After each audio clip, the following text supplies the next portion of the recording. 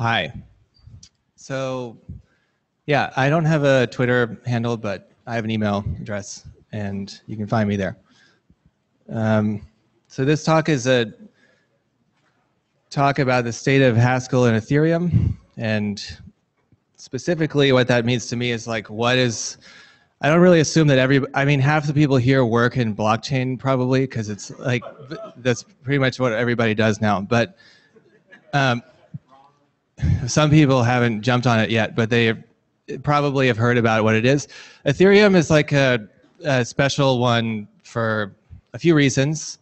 So I'm just going to talk vaguely about where does it fit into like what's other people are doing and like what is it really if you don't know what it is. And then like what makes Ethereum development difficult. And that's difficult is in quotes because a lot of people like stop at that point and like don't go any further. And then they're cool just talking about how like impossible it is to do anything with Ethereum. And then they just like continue on doing nothing, which is like not really the solution. And so I don't have that luxury because the company that I work at is using the only blockchain that is of this like second generation class that's running in production, which is called Ethereum. That is the only thing that works right now. And so if you don't have the luxury of waiting until the next big thing comes, like what can you do now with like off the shelf Haskell libraries and like general, how do you fit this into like the general framework that everybody else operates in when designing Haskell libraries? So that's what I'm going to talk about. And first, I'm going to have a few controversial slides about like, there's a difference between blockchain and cryptocurrency. This talk is not about cryptocurrency or like my newest timeshare ICO program, but like, they're two different things. And so like, let's just, anybody who needs to leave, because this is not a talk about cryptocurrency, can leave. But like the definition, I like the simplest definition comes from not me, it's like my friend John Crane, who's like, cryptocurrency is effectively programmable money. What that means is that like it's money, that it's something that acts like a unit of value that you trade or whatever, but the important things that it has built into it that you can program on top of it are things like access control, or it has specified utility, like this cryptocurrency can be used to unlock certain things or perform certain services for me, and other kinds of cryptocurrency that may operate on the same blockchain cannot. And then there's this notion of scarcity or finiteness, like they cannot be created or destroyed except under certain circumstances that are like laid out in advance of the network. And there's usually like it's predetermined and it's part of the protocol that most of these cryptocurrencies run on, that they're finite, like on the horizon there will only ever be finitely many such things.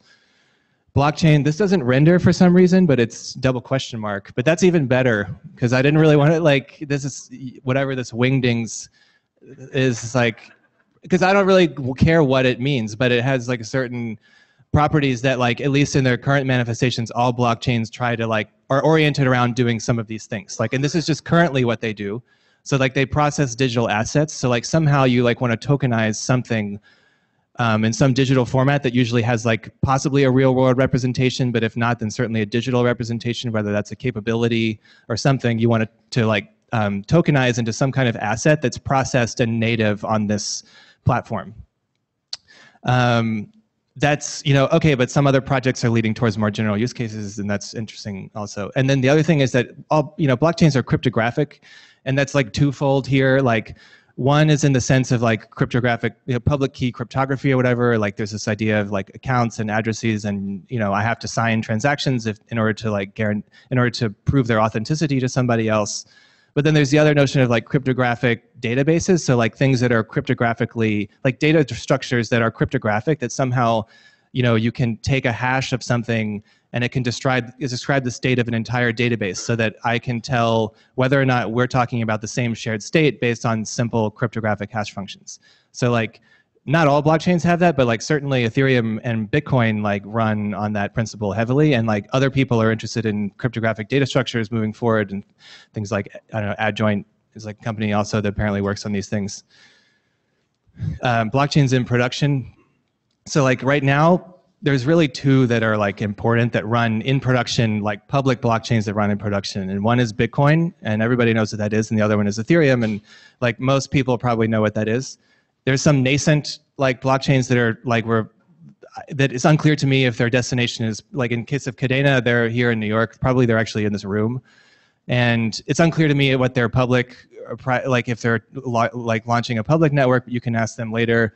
But it's certainly new and interesting project. Cardano is like also, it's like at the level of a government enterprise, like what they're working on. It's this really huge project. They do have a public network settlement layer. So basically like some kind of UTXO based, like Bitcoin-esque financial layer that is going to be the underlying like cryptocurrency for their application layer, which is going to launch eventually. And there's another one called R-Chain. And okay, Cardano SL, these are relevant because these are functional. So Cadena is written in Haskell. Cardano is a huge Haskell project. R-Chain is a Scala project, and it's run by Greg Meredith, who's like this really interesting kind of academic type, but that's also a theoretically interesting project. So yeah, like I said, Ethereum today, what is it? It's the only public permissionless second generation blockchain in production. By second generation, I mean that like Bitcoin is sort of like generation 1.0 because it has a very simple utility of like transferring tokens and dividing them up among multiple accounts. It has a very simple scripting language that you can attach to transactions, but it's not general purpose programmable money. And then Ethereum is second generation in the sense that they put on top of this cryptocurrency the ability to do arbitrary computation on this platform as well. And that turned out to be like a really great and a really bad idea in a lot of ways, but like it's definitely an idea that people are talking about. And even if you don't like it, the problem is that your blockchain forever, no matter what your company is, whether it's Cadena or Cardano, you're always going to be referencing this thing, which it's like, even if you don't like the way it works, your product is now forever in reference to this thing which is running in the wild right now. And even if it has problems, it's unfortunately the first thing that happened like it. So, and it's for that reason, it's gonna be here for a while. Like it's not gonna go away just because like you have difficulties with it for some reason. I just look at these example applications. So I can click on these links. These are, these are two different kinds of example applications. One is, I classify them under like tokenized assets. So these are things like, okay, so CryptoKitties is like one that people have heard of. Another one that people haven't maybe heard of is like this thing called Super Rare. They're also in New York. They do like tokenized digital art and like the reproduction rights on digital art so that you can mint a token and attach it to a piece of digital art that's published on IPFS, and you can talk about like the ownership of that thing is attached to that token, and if you can reproduce it or display it on your website is like somehow managed by the metadata that's attached to that token. Intellectual property and licensing, those are in the similar category. Digital registries like AdChain is an interesting one for ad tech, and the idea is that like consumers should somehow be able to like with tokens vote on like platforms that are like have like legitimacy, and that they would like to see that advertising like picks up these platforms because consumers like them and trust them, and they believe that the websites are capable of considering like consumer interests, but also generating revenue through ads. Foam is one that does like geospatial data. So the kind of the idea is you can definitely talk to like the other people who work for Foam for like the more succinct and maybe like bullet points about how to describe it. But I would say it's like general geospatial data and like tokenizing location and being able to talk about like, well, in its current format, basically, it's basically kind of like OpenStreetMaps or like Mapbox, but the idea that users should be able to participate in these kind of like registries of map tiles and what goes on them, and people will be able to make their own kinds of maps. In the future, we're interested in something like dynamic proof of location that's like a little bit more complicated, but you can talk to the other people here later about it. These slides will go up. These links link to, I guess I can click on like one. These are like little PureScript apps that I wrote just to demonstrate like how you can kind of like stream data. This is streaming the entire Pixura history of like all these little art things. They're like, some of them are like pretty weird, and it's not for me to judge like whether they're weird or not, but the fact is that like they're on the blockchain. These images are coming off from IPFS, and I'm just streaming the entire history of the Pixura lifespan right here in the browser. I can do the same thing with CryptoKitties. and I can skin all these apps like pretty fast. These are written in PureScript. The PureScript libraries are pretty similar to the Haskell ones. I wrote all of those. I didn't write the whole Haskell library, but I wrote a large part of it. Yeah, these slides will go, they're hosted. So I just want to talk about like data access and streaming from an Ethereum nodes point of view, because data access and streaming is really about what this talk is about. And like, I need to kind of give a little bit of an interlude on what's going on the Ethereum node in order so that you understand like where the real problem is. So the real problem is that the Ethereum node's primary concern is like block production, propagation via P2P network, and verification. Its primary concerns is not your interesting data query that you want to run or your distributed Erlang MapReduce program or whatever. It's not that. It's really just those things. And so you have to get around that difficulty somehow, because it's not going to ever be the case, at least with Ethereum, that they're going to start introducing production, like sort of production-ready databases that are flexible enough for like general purpose querying. So the query performance and expression are not the primary concerns. And so the real solution is that wherever applicable, you should use a production-grade database as like a history cache. And at Foam, we use Postgres and Elasticsearch. And I wouldn't really count IPFS in that category, but you use that as well. And now, I'm not talking about like trying to answer questions about current blockchain state through these caches. I think that that's when like the real primary application logic becomes really important, that the current, whatever is currently known on some state of some smart contract be accessed immediately. I don't really advocate for like trying to keep all that stuff in these other kinds of databases just because it's like dangerous and hard problem to keep them mirrored. But for certain things like history, it's really nice.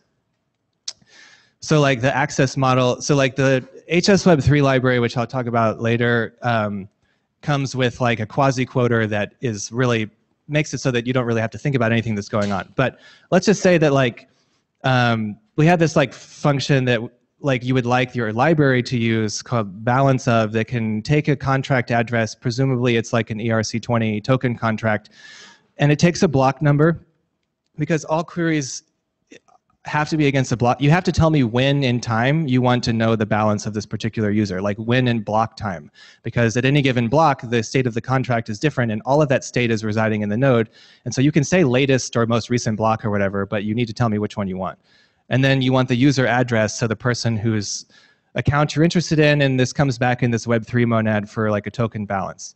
And so that's what you have like at a really high level, and then you're like, well, wait a minute, it's like a general purpose computing platform, and it's capable, these smart contracts are capable of doing like literally anything.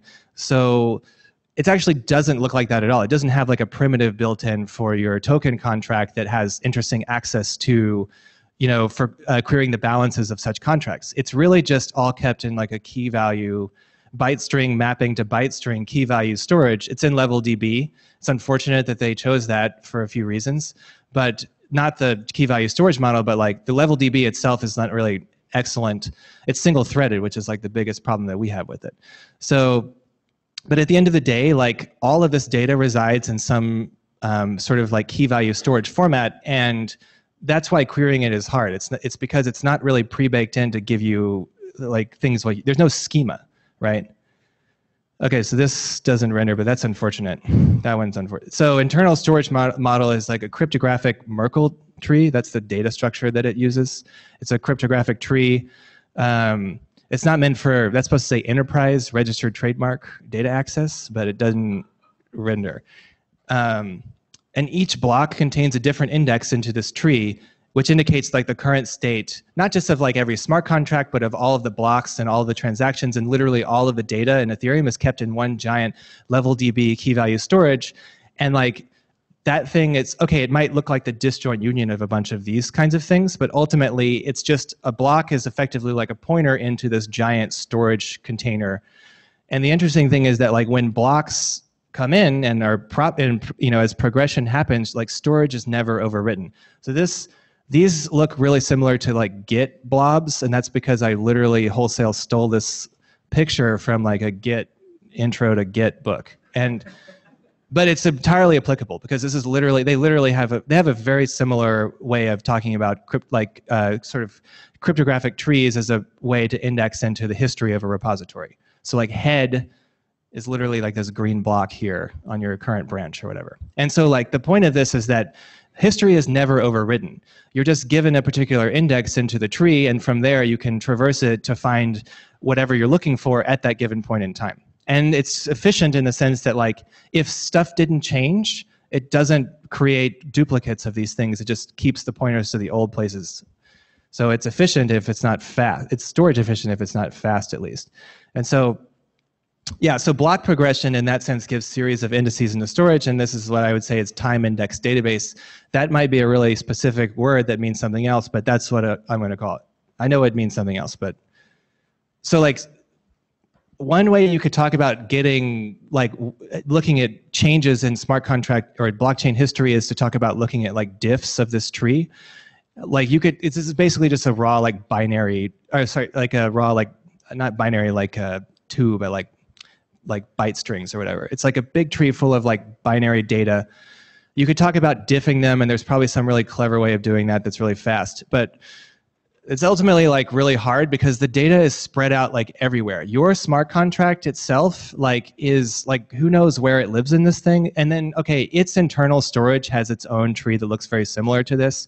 But in terms of just like general account data, like it's cryptographic. So like it's not near anything. Like nothing is like near anything else. So it's sort of like overkill to talk about diffing here. And so like there's a mechanism that the platform put in for alerting people to important state updates in smart contracts, and those things are called events.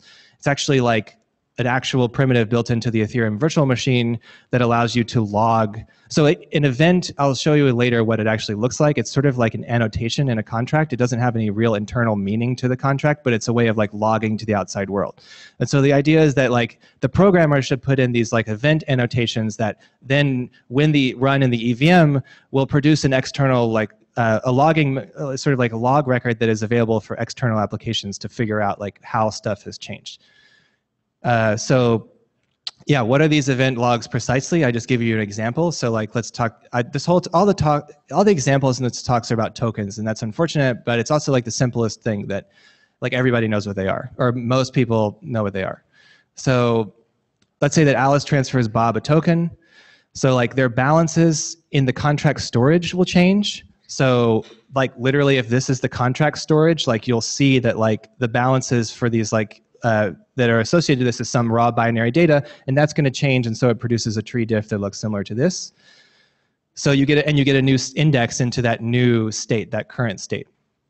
And this active exchange, which I denote this like 3-tuple transfer Alice Bob 1 for 1 token transferred from Alice to Bob, it's not stored in the contract, and it's not even accessible. So like that's why I say it's more like an annotation, because the contract itself can't reference this fact that it has happened. That transfer, you know, as a historical event is not recorded inside contract state, but that logging mechanism will then be through like the Ethereum node's internal routing or message bus will then dump into a way that people who are subscribed to those particular events, and how you subscribe to them is not important right now, but there is a way to subscribing to such a thing, such a particular smart contract that emits this event, and then those applications will be notified in turn. So I kind of write this big picture here. So like I can give a type signature sort of to like process block. It's like, it's a stateful computation whose state is this giant state tree that I'm talking about. And it also has like a writer monad inside of it for these event logs. And it doesn't really return anything because I didn't know what it would return if it did return something. But basically this picture is like pretty accurate. So like, there's nothing returned, so there's nothing on the other side of this arrow really, but a block goes into the Ethereum virtual machine, and some event logs come out, and they get sorted into different topics, and people who are subscribed to these topics can then reach into their little pastel-colored bucket and grab the thing they're looking for. Or it can be piped out over a WebSocket. Functional tools. So I want to describe, so that's like the end of the like theoretic, whatever, in sense that was theoretical, that talk about like what an Ethereum node is actually doing, and now I want to talk more about like the library itself, so like how you deal with stuff like this. So the minimal Web3 library requirements, according to me, are you should be able to stream relevant smart contract updates in this event format. You should be able to access state history, and that includes current state. But also, the reasons why you might want to do that is for like indexing it for whatever reasons you have for doing that, or for auditing, or for replayability. You also want to be able to submit transactions to update the blockchain. So you want to update state of certain smart contracts. So whatever your library is, it should be able to do that. The core functional Ethereum libraries, these are, the functional part here refers to, they're either Haskell or Purescript. This talk is about HS Web3, is the name of the library. I wrote a lot of that. There's another company in Russia called Airlab. They're like some kind of IoT thing. They started it. But right now I maintain a fork that other people also develop on because there was just some problems. Like blockchains, software forks. And so I'm running my own fork of this. It's off of the company website. I guess I'll update the slides later to indicate this. But it's pretty much, it's feature parity with the other one. And PureScript Web 3, similar design to HS Web 3. I wrote all of that one. And I've since it. I like PureScript a lot. If you don't know about PureScript and you're at this meetup, then you probably would like to know about it, and you should go to the PureScript meetup, which is way fewer people, but it's equally as invigorating. So, and then Chanterelle is the name of it's a build tool and deploy and test tool for smart contracts in Ethereum, and that's also written in PureScript. I wrote that together with my coworker, Ilya. And that thing works pretty well compared to, if you're trying to use something else, that's the one thing I would say that like, no matter what else you're trying to use, this is definitely the thing you want to use. So talk to me about it later if you are actually interested in learning more. So interacting with the smart contracts, Ethereum smart contracts, they all expose an interface. So it's kind of like, I don't know Java, but there's a word interface in that language. But like, it's probably similar to that. And if not, like, whatever, it should be, because it's like the simplest thing. When I think interface, I think a set of top-level bindings that describe the type descriptions, and they don't describe exactly the implementations of them. It's just a set of top-level bindings that this contract is going to implement in some way. Whether or not transfer token dumps all of your tokens out into my account is a different matter, but at least it has this interface, so in theory you know what it should do. And this is an example of an ERC20 interface. The only important things for going forward here is like, oh crap. Well, that was a link. And so I would just highlight this one here, transfer. It's pretty simple what it does. Address to, that's the person you would like to transfer tokens to, and the number of tokens. And this function, because when the EVM runs, it has access to who called it to do something, you don't really need to include like who's sending the tokens here because it's implicit in the call. It's part of like the environment. And then also here you see it on these events, and here you can see this transfer event like from and to. These keywords indexed are not super important right now, but they could become later. There's a thing, so the artifact, so there is basically one real language that people write scripts or contracts in Ethereum. It's called Solidity. Probably lots of people have lots of things to say about it. I'll just say that the one thing that it does have is this relatively simple compilation object called an ABI, which stands for an application binary interface. Effectively, it's a JSON object which specifies the interface for the function. It's basically like a JSON description that encapsulates all those top-level bindings that I just showed you. And like function calls and events and topics and their signatures, et cetera. And like certain pieces of metadata about them that the Solidity language has built into it, such as, is it possible for this function to transfer ether from while it's being called? It's effectively like the minimum amount of data that you would need in order to generate FFI in any language. And by any language, I mean PureScript or Haskell, because that's all we do. But like, this is what it looks like if you use the quasi-quoter. It's pretty simple. You just use this quasi-quoter and give it that JSON file, and then magically, if you look at the splice dump, you end up with this file that looks a lot worse than this if you actually looked at it, but it definitely has like things that look similar to this. Like it'll make a transfer function that transfers a quantity of tokens to a particular address, This call data type is basically like transaction options, like who is it coming from, where is it, what contract is it invoking. The address in this signature corresponds to the address you would like to transfer tokens to, and this uint in 256. This library has a lot of like fancy features in it, such as like type level naturals, in types that are indexed by type level naturals, and all kinds of. It has a type level merge sort in it, which is pretty cool. But we're not going to talk about those because that would be talking to like a few people about something that they already know about. So we're gonna we're not going to talk about that. And then transfer. So you get these data types that are generated like transfer, and it has these simple record accessors that are come with it. And so that corresponds to the event that I showed you, which was effectively a 3-tuple of like from, to, and the amount of tokens that were transferred. And then it derives a bunch of stuff. It derives actually a lot more stuff than that.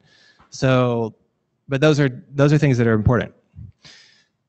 This hash, by the way, that's returned inside this Web3 monad, that's what's called the transaction hash. That's how you could reference that transaction later and decide whether or not it went through or didn't go through. And if it didn't go through, you can find out information why.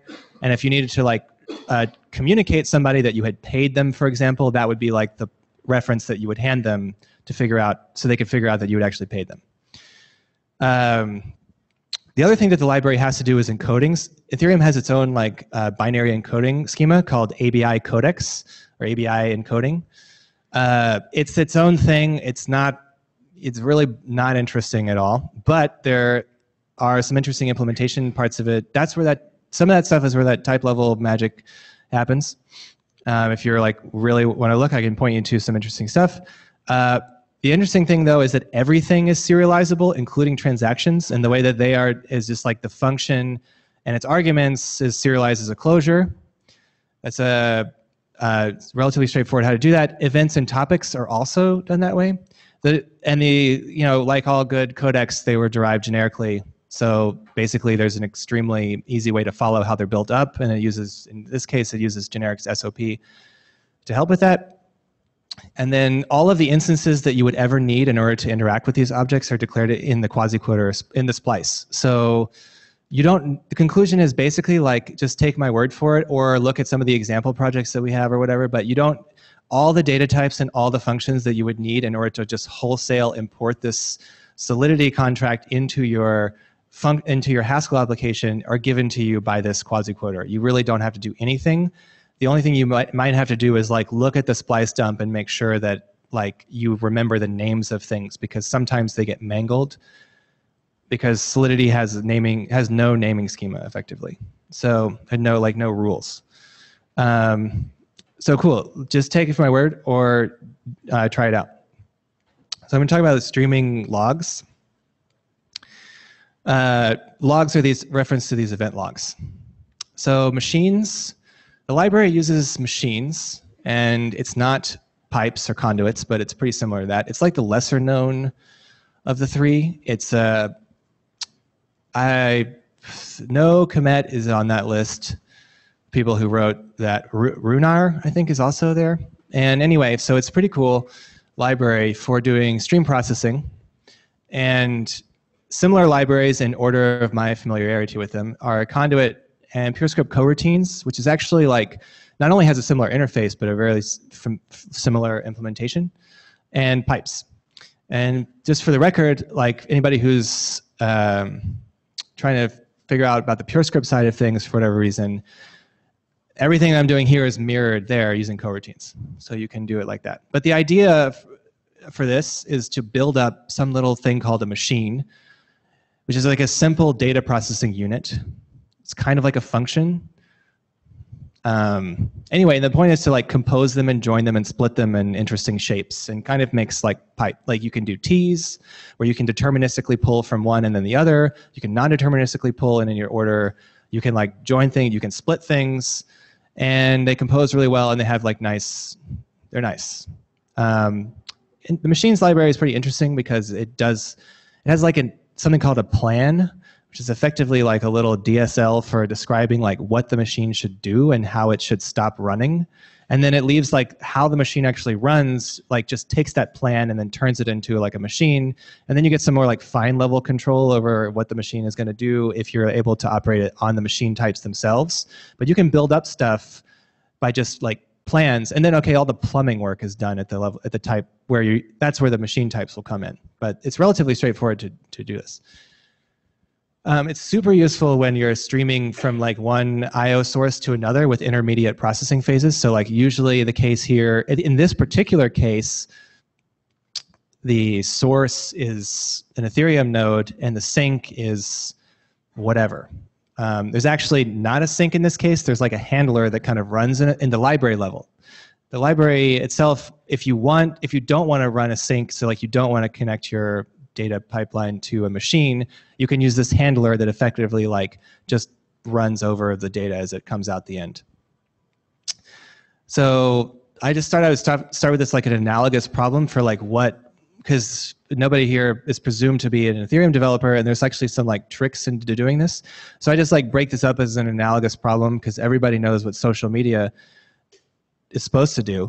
And let's say that you wanted to like stream all the photos uploaded to some API by a user, and you get like two options. One is like you can get photos like whatever under the user identifier, and it supports WebSocket notifications for whenever a user uploads photos like starting from a given time. So like I can put up a request that says like after this time, please send me all the photos that a user uploads. So like, but the API is not going to give you access to like, it's not as simple as get photos user ID. Probably it returns like a cursor, or it allows you to like ask for pages. And it's like, they have these intervals in there that they're allowing you to ask for, because you can't ask for like 800,000 photos that somebody posted, like bodega cats on Instagram or whatever. They can't send you all those. There's too many bodega cats. There's not enough, apparently. So what they allow you to do is they allow you to like break those things up into pages. And so basically what you would do in order to implement a stream-like interface to this is like ask for the pages and stream those. And then whenever you're sufficiently caught up, put in a request to start receiving from the WebSocket and kind of like hook out that pipe and put it over here. And so that's a similar thing that you have to do here, because your Ethereum node, again, is not going to tell you what you're doing wrong. It's just going to crash. So like, if you wanted to ask for all of the transactions that have ever been submitted, it would happily start to try to fulfill that request. And then you're going to have problems because there's a lot. And so even with events, you know, these things like events that we want to stream, like there's lots of them. And so if you ask for all of them at one time, it's going to happily do that for you. If you ask for all the events for like contract token transfers of this contract from the beginning of time until now, it'll happily return you a JSON object with like 800,000 events in it, and then it's like your program is going to crash. So you have to do something similar to this, and this is what those monitors are doing. And I just like talk about basically like what is it that you're asking for. When you send some request for archival logs to the node, I just briefly describe what that looks like. Basically, like you have to specify like a contract address that you would like to stream from. It's possible that you could be streaming from multiple because they support the same interface, and therefore they're going to generate the same event types and stuff. And all this stuff is just based on interfaces, and all that those interfaces are effectively string typed in some ways. So like any contract that supports a transfer interface, so like any ERC, that's the point of the interfaces, is that any ERC20 contract has a transfer event that looks exactly the same. So if I'm just looking for all transfer events from any ERC20 contract, I can put it into this kind of format, and I can just get, that's why there's a list here. And then you give it a from and a to block. That's kind of like your cursor. It can be a number. It can be like a give me the latest and keep giving me the latest. It can be anything like that. And then topics is effectively like a Bloom filter for how you describe like exactly what you're looking for. So there were those index keywords that I pointed out earlier. And if you can say like, I'm only looking for whenever Jay pays me like 20 tokens, I only want to know about those events, and that's, or his phone goes off. And then, but if you only want to know that like somebody in particular, if there's a way to do a particular topics like indexed by certain arguments, you can create little Bloom filters and it will only send you those kinds of things. And what it sends back in return is this filter change, which is like the event itself, so that 3 tuple in the case of a transfer, and then a bunch of metadata about like how that thing happened. So like, I just talked briefly about these machines. I don't really want to dwell on them super much because it's kind of technical, but just so you know, if you're willing to use machines in your application, you can just plug into these things directly. Otherwise, you can run what I'm talking about later. So then this idea about like composability comes up here. So like, there's an internal, this is what I'm talking about. There's an internal distinction between folding over past blocks and subscribing to current events. Think of the example problem. There's a difference between asking for pages of stuff from that to like asking for subscription model for things to be updated as they come. So maybe I give it a filter like that's encapsulated in this filter stream state. Maybe I give it a filter that says like, I want to get all the token transfer events from the beginning of time up until block like 3,500,000 or whatever. And so what that filter stream will do is it'll take in that filter and then it'll divide it into pages for you. And then it'll start making requests. And then basically, oh, actually, that's it. That's the whole point of this composability. So like, it'll just take that original filter and start making it, turning it into pages for you in a smart way to make sure you don't overshoot your boundary. And then you can play those by piping in that, this like, this window splitter into like the API, and you use these like little combinators. And so like I have an API call that says, give me like a filter, which is this window, and please return all the relevant data. And then I have this like big filter and I turn it into a bunch of little filters. Then I can like plug those things together and they just follow, they just come through. So all of a sudden the big filter turns into little filters, and those little filters run out and get data and push it back through. You can also pull WebSockets is eternally on the horizon. I don't have any real use for it now because what we're doing seems to be working. So you can pull recent events and turn that into a machine and basically just stream events as they come in. And then you can run a machine by effectively like taking a, you can, or here's basically like a way to, there's effectively a map-im over a machine. So those are the things you can do. They're primitive built in. The use case is general enough to support everything I've tried to do with it so far. If you don't want to interact with the machines, there's like a high-level function that you can just give it like a filter and give it a window size of how many blocks at a time you think you can process in your program, and give me a handler and just kind of like run it forever. And the funny thing about this thing is like I actually use this thing because I use conduits in all of the data processing stuff. So I just use all this stuff to just feed a conduit at the end of the day. So like this handler just like loops over the events, and then it just, as they come in, just shoves it into a conduit. So it's like machines, and it's just like the same thing all the way down. Querying data. So yeah, this is like the Haxl. Does anybody, this is like a show of hands of like Haxl, do people know what that is? Like, okay. Haxl is pretty cool. It's like, yeah, I'll just go on. So this, it's kind of like, there are, okay, so it's been implemented in other languages, but Haskell for me is like the coolest one because it's so clear like what needed to happen, and it's awesome that they did it. There's actually 2 Haskell implementations of Haxl. There's like Haxl, and then there's Fraxl. And then Fraxl is like not currently, you can't use it because of there's some problem with like there's some dependency that needs to get bumped. So you can't use that one. But it's definitely conceptually a lot simpler than Haxl. Haxl is like enterprise grade. Fraxl is like an interesting thought experiment, but if you want to understand what it's doing, it might actually be simpler to read that one. But I'm going to talk about Haxl. It's originally was developed at Facebook.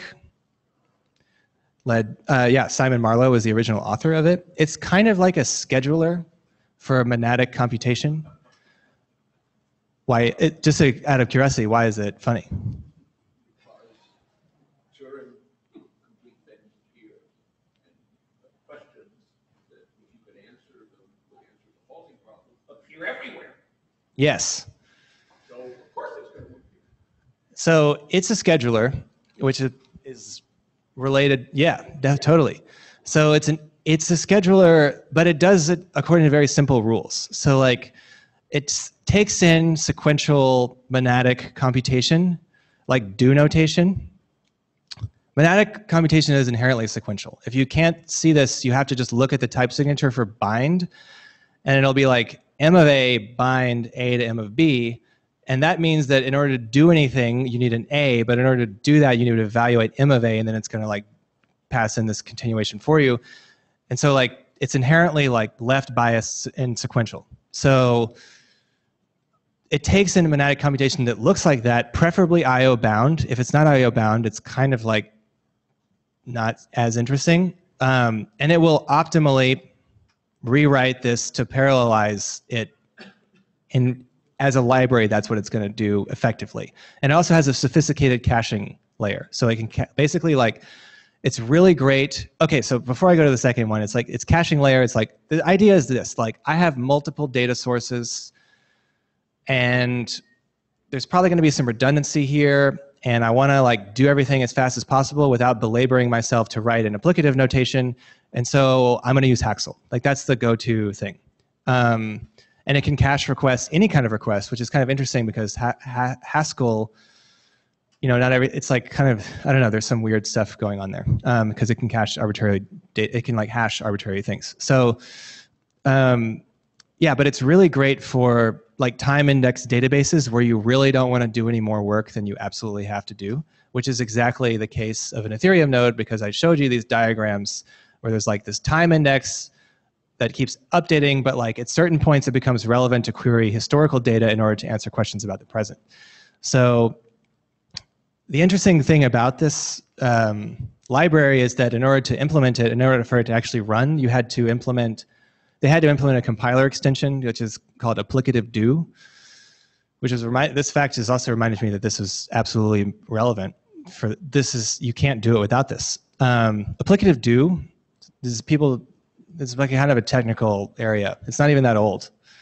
Applicative do is like, what it'll try to do is like take do notation and try to figure out like, where can I actually just run an applicative operator here instead?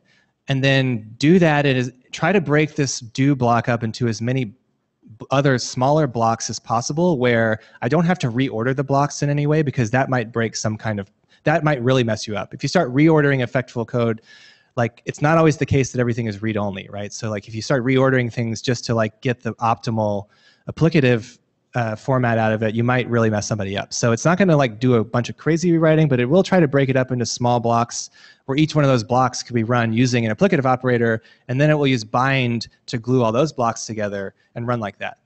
So, and it's not actually optimal. I read this the paper, there's a paper, it was written by like everybody who's famous in Haskell. It's like Ed Komet, Simon Peyton-Jones, Simon Marlowe, and some other guy who I don't know who he is, but he must be awesome because it's like, how do you write that? How do you co-author a paper with those two people? But so it's not actually optimal, and it can't be anyway because a lot of that optimization would come into like domain-specific information. But it turns out even in its like kind of sort of subdivision algorithm, it's like a dynamic programming problem that it's also not optimally implemented there, because it turns out that the compile time is really slow if you do that. So it uses some local heuristics to try to make something, and the benchmarks on there are pretty impressive. So you don't lose a lot with this like half optimization, if you assume a relatively conservative cost model of like each effect. So like suppose that you have, so I'm going to give you an example of like where this comes into play. So, you know, suppose that you have these like Haskell functions, balance of, we already kind of talked about that one earlier. That's a way to, or like that came out of the ERC20 contract. It comes from a quasi-quoter effectively. So you want to like, according to a certain block number and a certain address, get their balance of tokens in that token contract. And then let's say that like we use this like event streaming stuff, this machine stuff, and like what I did was like I streamed all the transfers that this contract ever emitted, and then I shoved them into a Postgres database because Postgres is really awesome. So you just shove them into a Postgres database, and you have like these rows that are like, okay, maybe you have like the raw transactions in one table, and another table you just have like the transfer events. It's like 3 columns, 2 from and amount, and then maybe there's a foreign key into the transactions table or something. So I can imagine having this function that maybe has its monadic it has some access to some Postgres database. I give it a block number, and I give it an address. And what I would like to know is like, can I, this is supposed to return a list of addresses, which is like all the people that this person has ever transacted with up to that block number. So what I'm building up for here, this is an entirely artificial example. There's a company, I think it's called Chainalytics. They're like an auditing firm.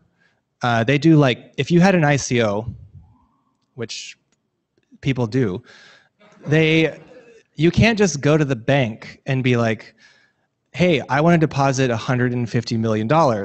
And they're like, well, where did you get the money? And you're like, internet. And they're like, no, you can't just deposit a bunch of money on the internet. So you have to like know who gave you money. And so it's important to do KYC and like information like that. And in order to do some of that stuff, you need to do like analytics of like transactions to figure out like who gave you the money and like where did that money come from, et cetera. So, and that's all good because that is totally, you can answer those questions in Ethereum because all of that auditability and replayability is built into the system. And so we have this function that say we can get all the people that this person had traded with up to a certain address. Okay, then you write this like, okay, I give you a definition. Sorry. It's a relationship called neighbor. And let's say that like, let's let neighbor A, B hold. If address A has traded with address B, where B currently has a non-zero token balance. And this is up to a given block number, but that's kind of implicit in everything that I'm about to say anyway. So one way you could imagine writing this function, and this is actually in code, which I can demo in a second, and hopefully we have time, which I'm not paying attention to. We have been talking for 45 minutes or something. So yeah, get the 10 neighbors according to this definition who have the highest token balances. So what do? You give me a block number and you give me a user address, and I call that getTraders function, which is missing a block number parameter apparently. But anyway, this getTraders up to a given block number from this user address, get all those traders, and for every one of those people, like do a for loop and get the balance of that trader and then pair it with this person, and then filter by the ones that have a non-zero balance, and then order them and return them. So this is all like, the reason why this is like, this word down appears or whatever is because this code actually compiles and comes from stuff. So that's a pretty straightforward thing to do. Cool. Yeah, I'm not gonna, there's definitely ways to optimize this thing, but I'm more interested in this other thing, which is like makes it slightly more complicated because money laundering is like a simple, it's like people are smart, right? They just like transfer money, they move money around until it's unclear where it came from. So you introduce another parameter to this problem, is like K. And so basically neighbor prime ABK, if there exists a path from A to B of length less than I, such that every edge is effectively means a neighbor. I don't know if that makes sense, but like if you're familiar with like graph formulations, this probably makes sense. This neighbor relationship made a graph earlier, and now I'm looking for people who are at most distance K away from somebody in that graph. Yeah, so in other words, A and B are at most K neighbor pairs apart. So now this function gets more complicated. It still has basically the same type signature. The only difference is that there's like this get all ends thing is kind of this like recursive function that, okay, it gets all the like neighbors, it just fans out basically. It's gonna fan out and get all these neighbors. It's basically gonna build the neighborhood of this graph using these recursive monadic functions like map_m, etc. to do that. It's not super interesting, the implementation detail here, but basically what I'm doing is building a neighborhood according to the rules of get neighbors that I had on this previous slide, except I don't care about ordering them until I get all of them, and then I can order them.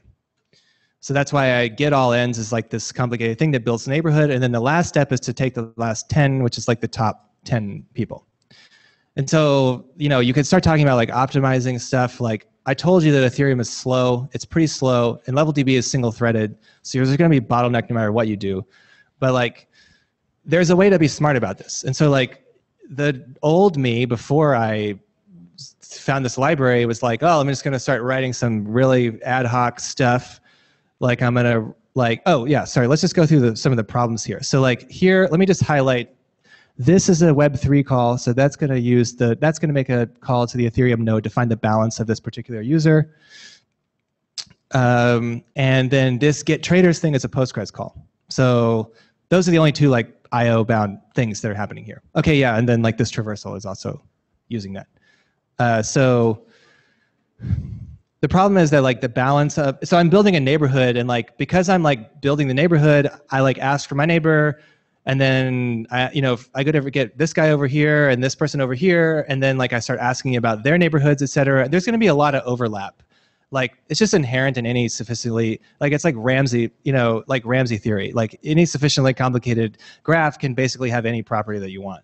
So, so like the problem is that like these things can start getting called multiple times per address. So like definitely you want to build in some kind of caching system here. And the other thing is that like every time you do a map m or a for m here, like none of those are all just read-only operations. So you might want to start like optimizing that. Like you want to run some kind of par strategy or use async, or if you go that low, you could fork IO it. And you want to start building up stuff like that. And that's like really, that's annoying. But like, yeah, so what I could start doing is like running a stateful commutation and holding some mvar reference to update these like maps of things I'm interested in building over time. And then again, for the for-m and map-m, I could use some combination of par and async await. But like, this is like pretty tedious to do. It's gonna litter the code with like all kinds of concurrency directives that are tedious, they're fragile, they're not composable, and that is misspelled, but it's supposed to be with an A. And they're not composable. So like, those things like don't run well when you wanna do refactors. Like, who knows what's going to happen?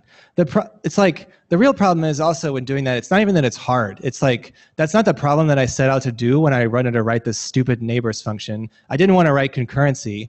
I just wanted to write the neighbors function, and then all of a sudden I get bogged down with writing all these primitives, and then it looks really bad, and again, it doesn't compose, like almost guaranteed. So the best solution would be to not do anything at all, and actually really don't even change the way that the code is written on the page. That would be the ideal solution. And let the compiler and the libraries do everything for you. And so that's the Haxl, that's what Haxl did. So using this applicative do notation, this applicative do extension, they can start to batch things. Okay, the caching thing is built in. So what? Lots of people write caching. The thing that's interesting about the applicative do is once you have that, because you know based on the laws for applicative that the computation that it does as it starts to use the, I don't know what that operator is called, but like the app, as it starts to move over app, none of those things can depend on the previous ones. So it knows, like the laws of applicative tell you that you should be able to do those things in parallel as long as the effects themselves don't start to mess up. Like morally, they should be run in parallel. So they can implement their instance for applicative to take advantage of that, and they do. And of course, there's a big red flag here. Like if there is a chance that you're going to start mutating stuff, and that's important to you, then don't use this. Like this needs to be like a data fetch, like read-only operation. It needs to be morally effectively free. Probably generate some logs somewhere, but. So like the analogy here that was used in this talk where he was at Strange Loop that I watched on YouTube when I was making this talk is really apt, I think. It's like memory management is to garbage collection as concurrency is to Haxl. The idea that you like gave up memory management when you started writing Haskell was like a trade-off. Like some people think they're really good at memory management. I'm not. And I don't want to do it. And I'm willing to like give this like, I would prefer this like declarative interface to a language where I don't have to do that because I didn't learn how to do that stuff ever. And like odds are that even if you are good at doing it, you're going to mess it up and introduce like subtle bugs everywhere, and half of your time is going to be chasing around like where's Waldo instead of like chess or whatever. It's like where's Waldo? Every time you solve a where's Waldo problem, you don't learn anything because the next page is totally different. But like when you play chess, you learn stuff every time you play, and that's like the difference here. Like when you solve custom concurrency problems, it's like you might learn something, but really it's like, oh God, like something is like happening in the wrong order. Ugh. And so like basically what Haxl, like I said, is able to do is take advantage of the applicative operator can be overloaded to introduce parallelism in it. So it'll go down like round after round, and every time you see an applicative operator, okay, I didn't draw it for the first two, but every time you see an applicative operator, you introduce like a synchronization point that whenever both these computations finish, this thing, the scheduler, will automatically resume the computation that needed to be dependent on them. So basically, like, and monadic bind introduces like a linear dependency still. So that part's not gone because you can't, there's no way you can get around that. And so like you can kind of think of it as what it's doing is like as it's traversing this tree of like things that are being applicatively used and some things are being bound, it's just going to like fork computation at every point where there's an applicative operator found. And again, the main advantage of this, you have to enable this applicative do thing. There's no way around it. So even if you're not writing these little app stars, they're going to start appearing in the syntax tree for you. And that's the best part. So like this code is literally, it doesn't change at all. Like, it's crazy. I can show you that because I have a demo. So I don't know, like, I could show the demo. People want to see, like, okay, so here's what I have. I have like a full, this repo, which is this repo.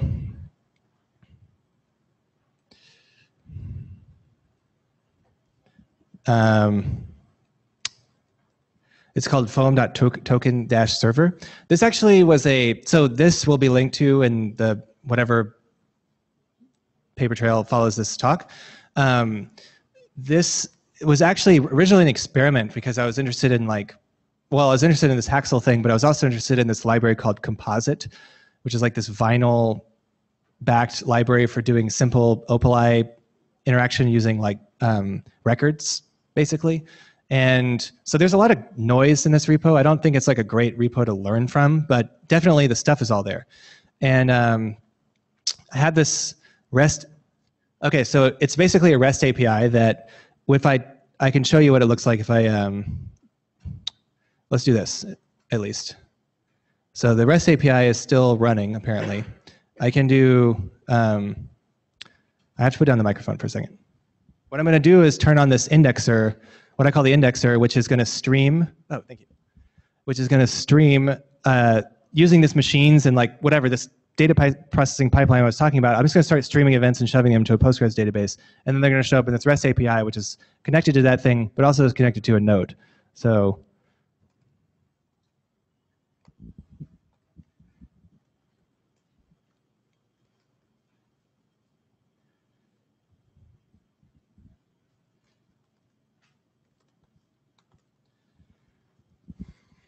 it's just like gonna do this forever.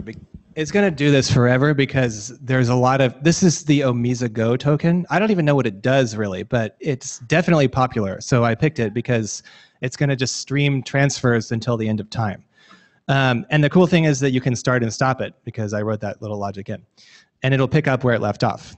And you know, blockchains are not always final. There's like this question of finality, and there's some interesting ways you can try and get around that. So like maybe I need to do a little bit more work than is illustrated in this sample repository, but I'm not worried about that right now.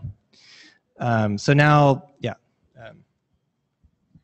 I just need to get a transaction because I need something to work with. So like, this is a transaction hash this is the Docker, there's a Docker file here too, you can run this. This whole thing is like pretty plug and play.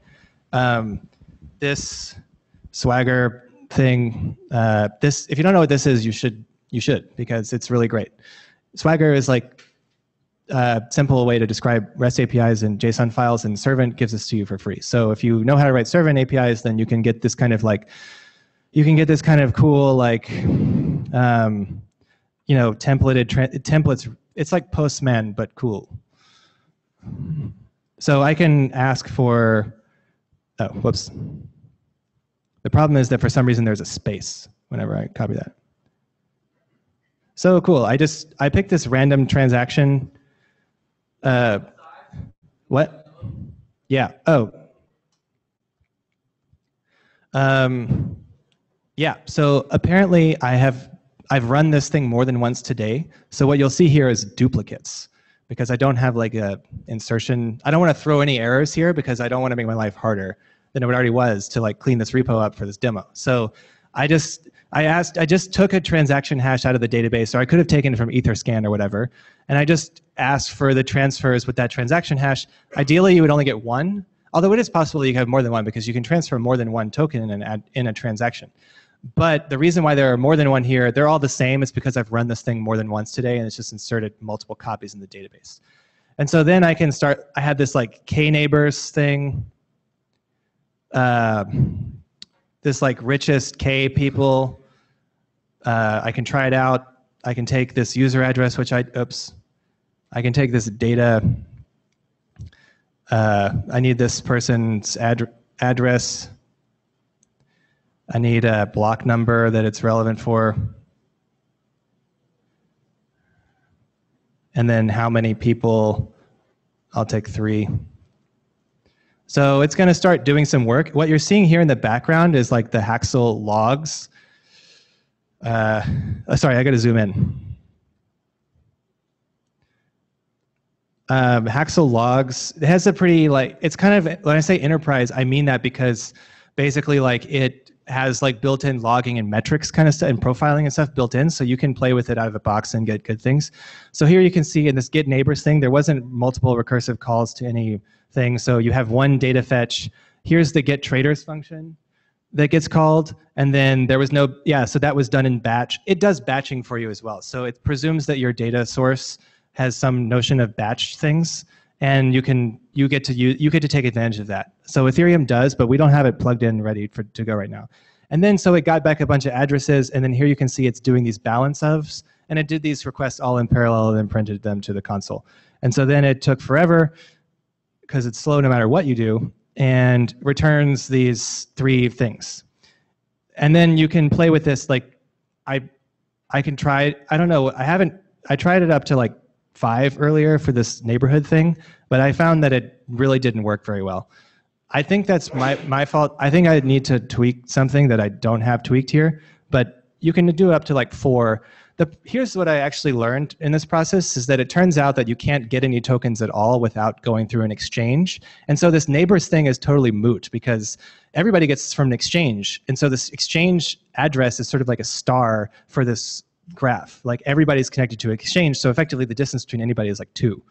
So like as soon as you start doing this like neighborhood request, you're going to hit the whole graph like almost immediately. So if you wanted to be really smart about this, you should go in and figure out like what is the Binance address and like what is whatever Bitfinex or whatever who's selling tokens, and like rule out those people from, okay, so cool, I got 10 results here, which is what I asked for. Yeah, 10. So cool. So that's pretty much the demo of like, it works at least. It's not just a thought experiment.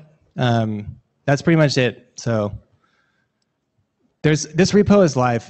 I'll make sure you can find it if you want it. That's it.